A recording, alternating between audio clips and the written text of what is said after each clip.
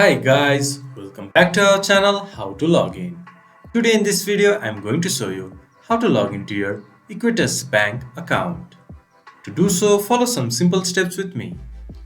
First of all, go to your browser and the default search engine. Then search Equitas Bank Login.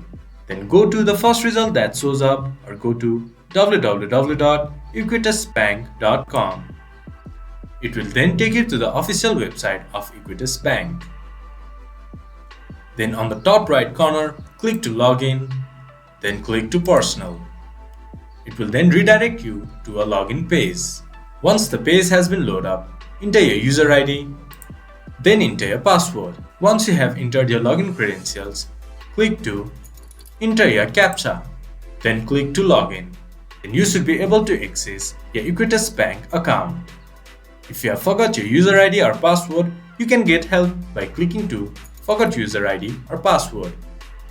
And if you are new to Equitas Bank, you can register a new account by clicking to New User Registration. This much for today's video. If you guys find our video helpful, please leave a like and comment. And do not forget to subscribe our channel and hit the bell icon. I'll see you guys again in our next video. Thank you for watching.